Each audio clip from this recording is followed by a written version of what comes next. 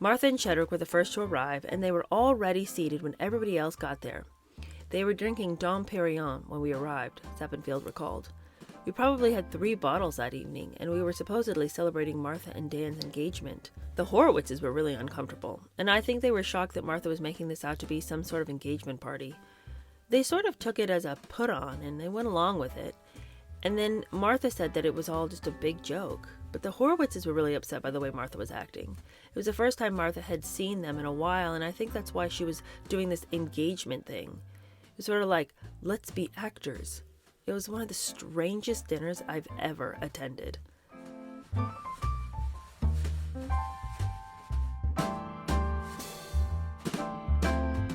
Hello, how are you? Welcome to my channel. My name is Cheer Denise. We're going to keep going in the Martha Stewart book today. Last time we read all about Martha's scheming and plotting with the Addams house. But then the last chapter we read was about her relationship with Lexi and how much she was manipulating Lexi in order to keep her away from Andy. I really think that if Lexi had decided to cross over and get close to her dad again, Martha's generosity would have dried up real quick. There would have been no more paying the rent, no more funding Lexi's little passion projects and her little storefronts and things like that. It would have been, Lexi, you figure out your own way. Martha had always been annoyed by Lexi, but suddenly she has room in her life for Lexi, just so long as Lexi doesn't go over and see Daddy.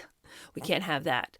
So that was a very disturbing chapter. Both of the chapters we read yesterday were disturbing because they showed different facets of her manipulation. But she's a very controlling person, and she needs to control all the narratives going around her at all times, and also everybody's perception of her. She doesn't care about changing her behavior, but she cares about manipulating what you think of her. And anytime anybody criticizes her, she gets very, very angry, but she never considers that potentially she should change her own behavior. Now, it's easy enough to get people who aren't anywhere near you to like you. If you just know the right people who can write the right stories, if you know the right things to say on talk shows, if you know the right products to push, you can make people think you're awesome. However, the chapter today is all about finding Mr. Right. And when you have somebody in your life who's going to see behind those closed doors, it's a lot harder to keep people interested when they know who you really are, and you have no interest in changing who you are. So she does not want to become a better person, a nicer person, a more gentle and understanding, empathetic, and compassionate person. She's got no interest in any of those. But she does want a man in her life. She's lonely, and she would like to have a man in her life. Unfortunately, the men aren't loving what they're finding as soon as they step into this beautiful, wonderful, fantastic, lovely house with this woman who's supposed to be the very essence of femininity and homemaking, and then they come in and they find she's, rather a brutal beast. But let's get into today's chapter. Finding Mr. Right. While Martha's claimed that Andy's exit shattered her, she immediately began working on changing her look so she could be sexier and more appealing to other men. Despite what she declared about the paralyzing impact of Andy's departure, Martha didn't waste a lot of time before beginning to hunt for the next Mr. Right. She moved away from that soft, sweet look to the powerful, sexy woman so she could attract men, a close friend pointed out. She started wearing more plunging necklines and shorter hair. She went from that sort of coy, coquette, wholesome 17 model thing, which she played until she couldn't possibly get away with it anymore, to the look of a grown-up, seriously hot woman. And Martha started playing it to the hilt. She loved to be tall and look powerful, and she felt that was sexy. She would wear this ankle-length mink coat that she looked monstrously striking in.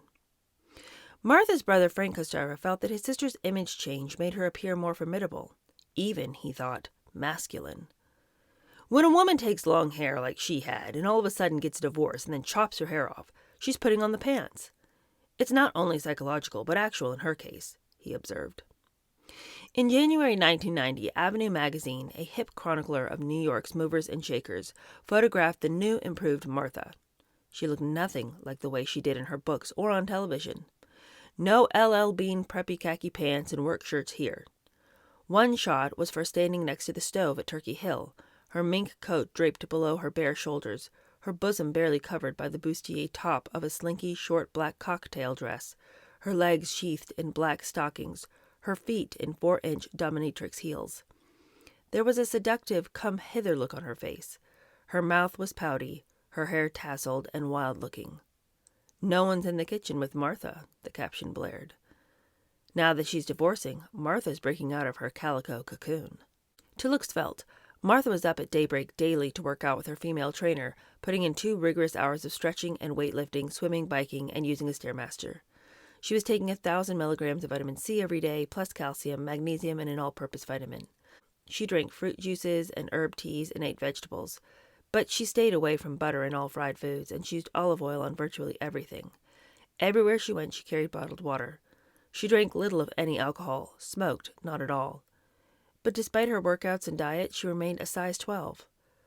Once she felt she looked hot and buff, Martha began her search for a suitable guy. She even had transformed the studio barn at Turkey Hill into a guest house, explaining coquettishly, "I don't like any guests in this house unless it's a boy guest."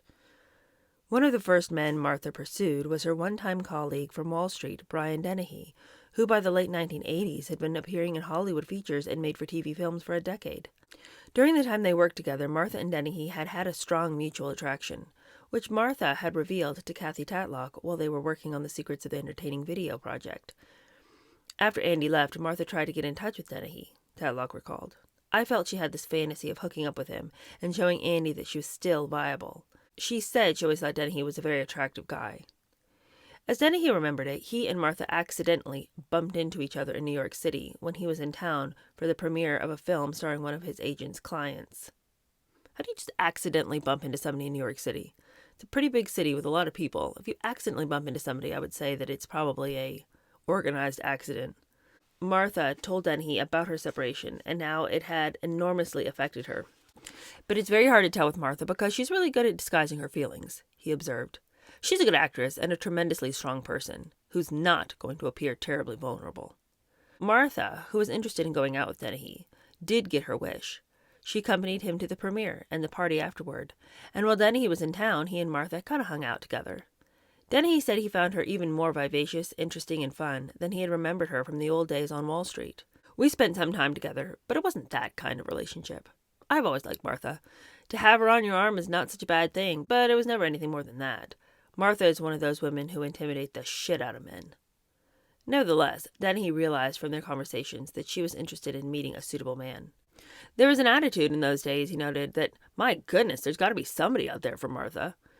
So the actor tried to fix her up with a left coast, right coast power broker, Dennehy's pal and sometime employer, Michael Fuchs, then the head of HBO and Warner Music, part of the Time Warner conglomerate. I was doing a picture, I think it was another one for Fuchs, and I said, "Martha, I got a great guy for you." But they never did go out because she's about a foot taller than him, said the hulking Dennehy. Fuchs, who I like a lot, has this thing about people trying to fix him up and get him married off, which he's not really interested in doing. Martha and Michael laughed and agreed that it was an interesting idea that would never happen. In the late 80s to early 90s, Martha, her fame and power growing, joined the ranks of New York's glitterati, and her name began to appear regularly in boldface in the gossip columns. When she began house hunting in the Hamptons, the details were duly reported. When she ran into Lee Iacocca during a business meeting at Kmart's Michigan headquarters, a gossip column noted the fact that she had given him her latest compact disc of music to eat by. Her cocktail parties became fodder for the tabloids, too, mainly because of the impressive guest list. The Calvin Kleins, the Morton Janklows, Herb Ross, and Lee Radziwill, among others. About a year into her separation, she found a prime date mate candidate, prominent New York art dealer Richard Fagan, a member of New York's Nouvelle Society, with whom she had a brief but, for the most part, dispassionate romance. "We started as friends, and we ended up as friends, and in between there was a romantic involvement that didn't last very long," Fagan acknowledged. Was it a long, enduring romance? No. We went to a couple of places together, but at that point she was not as tremendously busy as she became. It was never one of those until the end of time marriage-like things. I don't get involved in those mad, passionate affairs. Personally, I have not had very many long, enduring romantic involvements. Martha's an attractive woman, she's a dynamic woman, and that dynamism amplifies her attractiveness. At least it did for me. According to Fagan, who also dated multimillionaire socialite Ann Bass, Martha spent a good deal of her time kvetching about how Andy was trying to hold her up for more than his fair share of their joint holdings in their divorce battle. "I wasn't privy to what went on between them," Fagan said. "So I had kind of a one-sided view of it from Martha, but she said that she was undergoing considerable pressure from him for money. She told me there was a lot of legal problems. But she didn't, and she doesn't, talk a lot about her emotional life. I suspected that she was shocked by the breakup of their relationship, and the way it verbalized itself was through resentment of his demands for money and his pursuit of her money. I don't know what his contribution could have been that would have merited him a substantial sum of money. Knowing her and the way she conducts her business, I would think it was pretty much of a one-woman show, and I can't imagine anybody having done anything to merit a substantial chunk of what she was doing. While Fuchs and Dennehy were washouts, and her relationship with Fagin fell into the realm of an enduring friendship, Martha's first real romantic interest in the wake of Andy was with a member of royalty of sorts, a good-looking Jewish businessman, who had earned the title of baseball card king of Westport. Dan Shedrick was extremely wealthy, recently divorced, and in his late 40s. Like Martha, he had worked on Wall Street. But in the early 70s, Shedrick had gotten into the lucrative business of sports marketing. An entrepreneur like Martha, he had put together a live syndicated TV network of college basketball games, had packaged some major tennis matches, and had worked in sports promotion and public relations. Beginning in the 80s, already a millionaire many times over, Shedrick made another bundle hawking sports flies, multi-dimensional magic motion cards for kids. He hit it really big, though, by cashing in on the growing collector and investment craze in baseball cards, selling them through one of his companies, Major League Marketing, which he built in just 4 years into a $150 million cash cow, ergo the baseball card king. Shedrick was a go-getter who had locked up exclusive deals with players who were high on collectors' lists. Major League Marketing's Nolan Ryan card, for example, showed him delivering his record 5,000th strikeout pitch. Some cards became hot investment items, leaping in value 300 to 400% in the go-go days of the market. Martha and Shedrick met at a Christmas party on Park Avenue, and he never forgot the magical moment. "Martha has a very beautiful face," Shedrick reminisced. "She holds herself beautifully. She's athletic, and I like athletic women. She's been criticized a lot for being a very cold, impersonal type person, but I found her to be a very caring, loving person. She's intelligent and well-read, and we could talk on a myriad of subjects. Foreign policy, society, art. She likes to laugh, and she laughs easily. I found Martha to be a fun gal." He found Martha to be a fun gal? Well, maybe because she was busy doing these kind of weirdo antics. I don't know if this is exactly how I would describe her as a fun gal, but this is just classic weirdo Martha. And maybe he thought she was fun because he didn't take her seriously, and these weird antics that she did, he thought were all just part of a fun personality. But we know that it's because she's crazy. Now listen to this story. Martha introduced her new man to old friends by ordering several bottles of expensive champagne delivered to her special table at Westport's fashionable Sole Luna restaurant, where she took everyone by surprise by glibly toasting her engagement to Shedrick. Earlier that day, Martha's friend Diane Sappenfield had called to say she was in town visiting from Washington. "I want to have a dinner with you," Martha exclaimed. "Could we do it tonight?" Sappenfield explained that it might be touchy because she and her husband had already made dinner plans with Janet and Len Horowitz. At that point, the Horowitzes had really made a choice that they were going to side with Andy, Sappenfield noted. But Martha said, "Diane, I desperately want to see them." And I said, "Well, let me check this out and see if it's going to work." I called Janet, and she was very uncomfortable with the idea. Martha really loved Janet, I guess because she never was a threat to her, and that's probably the reason why she's always been friendly to me. I said, "Janet, you were such a close friend of Martha's. There's two sides to everything. Why don't you just come?" And Janet said, "Well, if you really want to do it." Martha and Shedrick were the first to arrive, and they were already seated when everybody else got there. They were drinking Dom Perignon when we arrived, Sappenfield recalled. We probably had 3 bottles that evening, and we were supposedly celebrating Martha and Dan's engagement. The Horowitzes were really uncomfortable, and I think they were shocked that Martha was making this out to be some sort of engagement party. They sort of took it as a put-on, and they went along with it. And then Martha said that it was all just a big joke. But the Horowitzes were really upset by the way Martha was acting. It was the first time Martha had seen them in a while, and I think that's why she was doing this engagement thing. It was sort of like, let's be actors. It was one of the strangest dinners I've ever attended. Dan was one of those people who are big talkers, a lot of ego, boastful. And it was interesting because we could tell that Martha actually liked that about him. I thought it would be hard for most males to adapt to her. He's probably one of the few who isn't intimidated by her, and maybe that's why they could have a relationship. Some years after that dinner, Shedrick, an easygoing, friendly fellow, described Martha's talk about an engagement that night as just spoofing.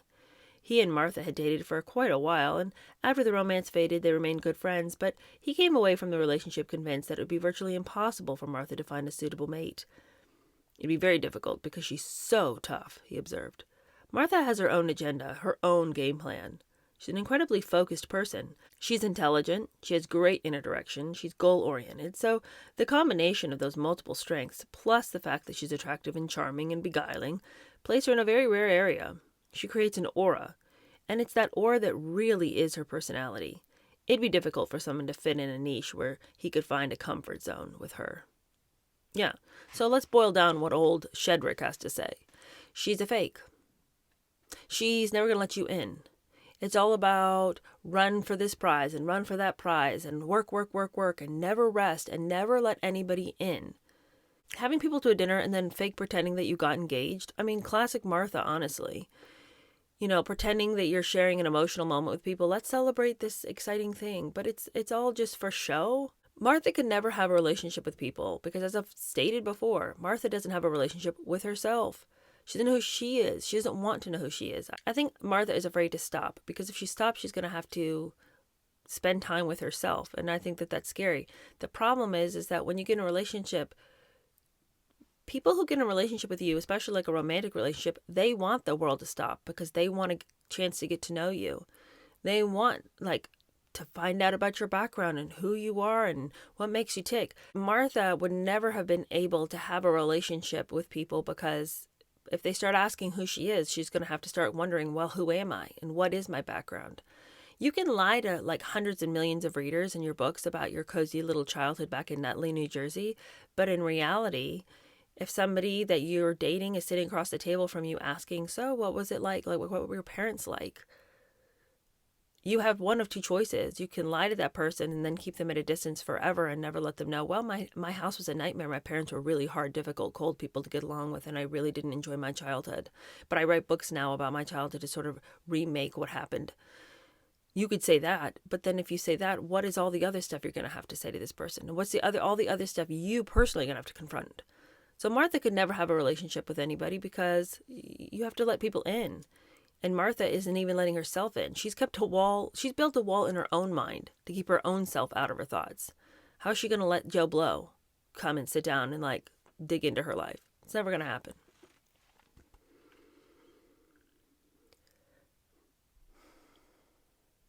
As she did with Fagin, Martha complained often and bitterly to Shedrick about the one man who had survived almost 3 decades with her.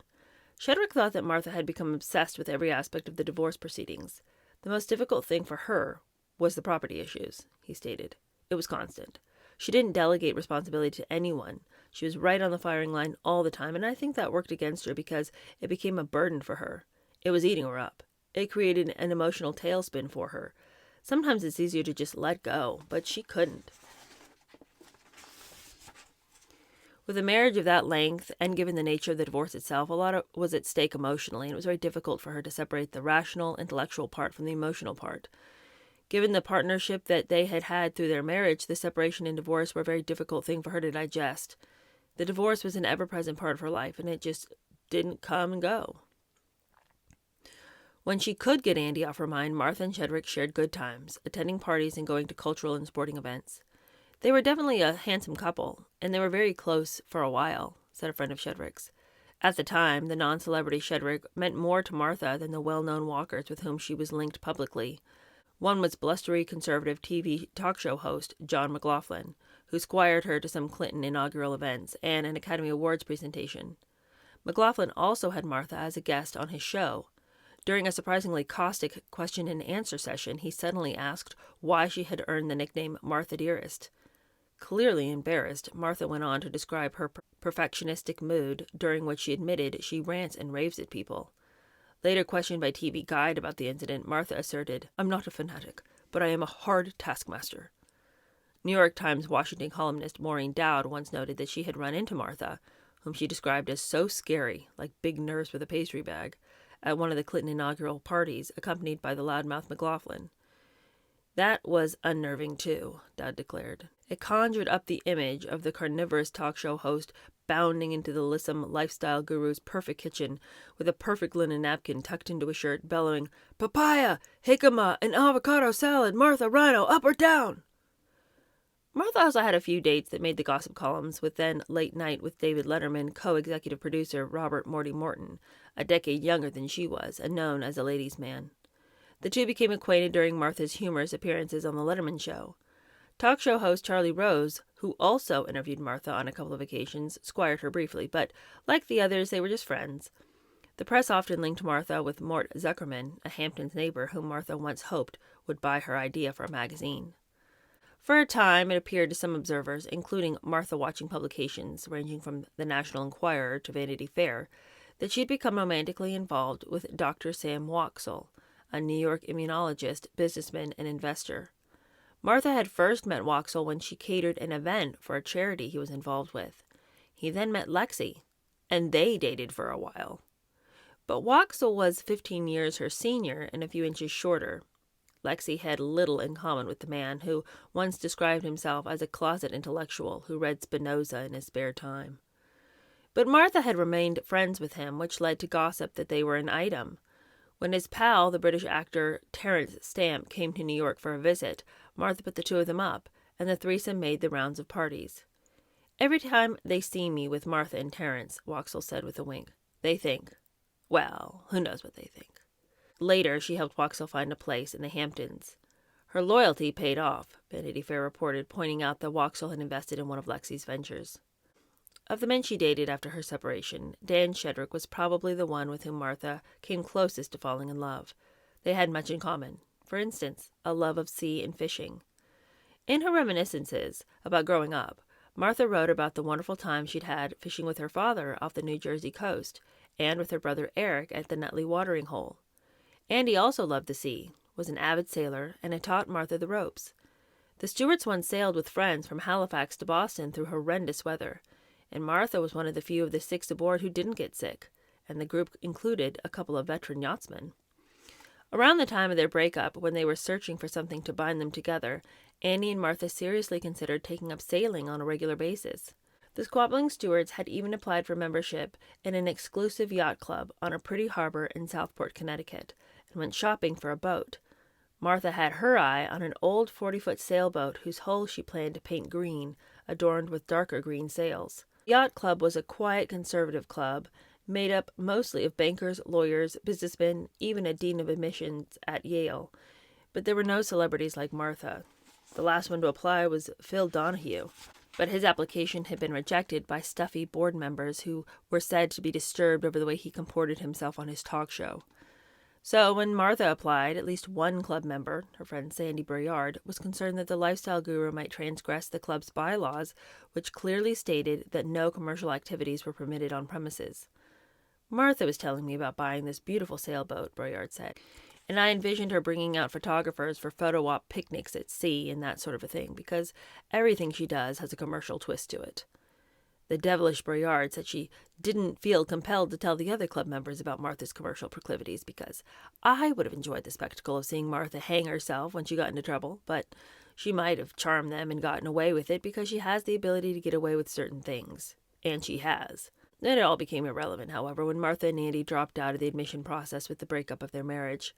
During the period immediately after the separation, when Martha was still trying to woo Andy back, she told people that she bought Andy a sailboat as a gift and named it Andy's Garden. But no such boat ever actually existed. Also, but what a dumb name for a boat. Andy's Garden. You gotta really think about your boat name. Not that I have one, but if I did, I'd think about it.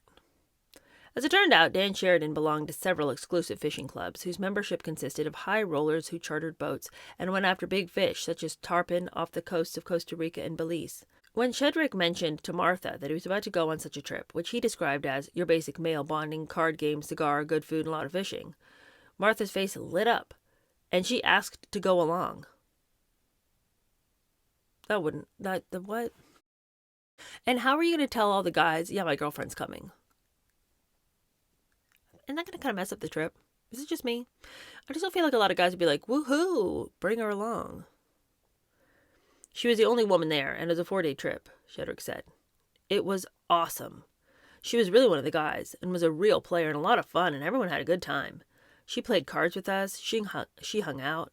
On the last day, she caught a 100-pound tarpon, and she was really annoyed that it was only 110 pounds, as if it should have been 150 pounds. But anything over 90 pounds is great sports fish, and she brought it in rather quickly, and she did a masterful job. But she was unenthusiastic about the fact that it was only 110 pounds. Despite their common interests, Shedrick realized Martha wasn't the kind of woman with whom he could settle down because of what he called her unrequited appetite for business and career.